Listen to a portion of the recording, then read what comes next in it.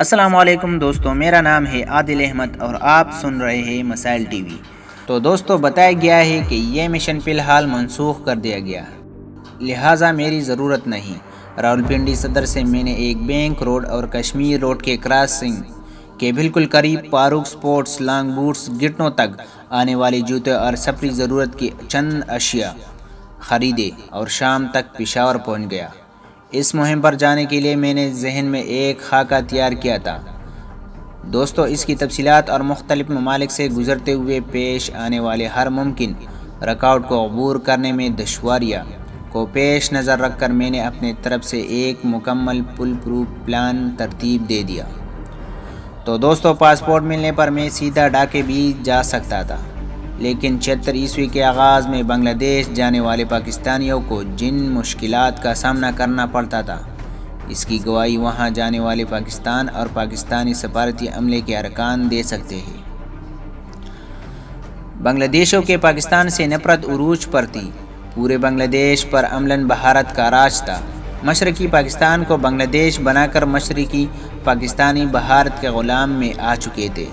مجیب الرحمن کی غداری جیسے بنگالیوں نے اپنا نجات و ہند سمجھ کر آنکھوں پر بٹھا لیا تھا۔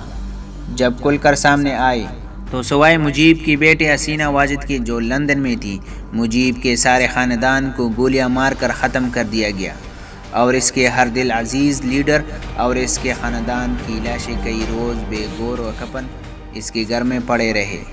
کہا جاتا ہے کہ ان کی لاشوں میں کیڑے پڑے گئے تھے اور تعفن کی وجہ سے گرد و نواح میں رہنے والے اپنے گھر چھوڑ گئے۔ تو دوستوں، میں نے اپنے پلان میں اپنے ازمودے ساتھیوں یعنی دلی میں بشیر کی گیرج کے لڑکوں اور کیسر کو شامل کرنے کا فیصلہ کیا تھا۔ یہ وہ جری بہادر تھے جو جان پر کیل جانے کی معمولی بات سمجھتے تھے، لیکن ان کی سب سے بڑی دشواری بھارتی پاسپورٹ کا حصول تھا۔ اس سیکولر ملک میں جہاں سب سے شہروں میں بلا تفریق یکساں برتاؤ کا پرچار کیا جاتا، مسلمان کو آزاد سے سانس بھی لینے کی اجازت نہیں تھی۔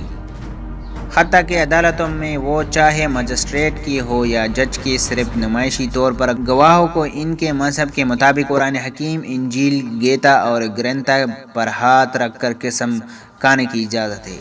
تو دوستو، باقی سب کام یعنی تفتیش سے جیل تک مسلمان صرف مسلمان ہونے کی پاداش میں ایسا نارو سلوک کیا جاتا تھا کہ امان الحفیظ میں پاکستان سے دلی خط بھی نہیں لے جا سکتا تھا۔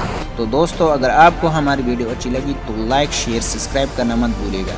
تو ملتے ہیں اگلی ویڈیو میں۔ اللہ حافظ۔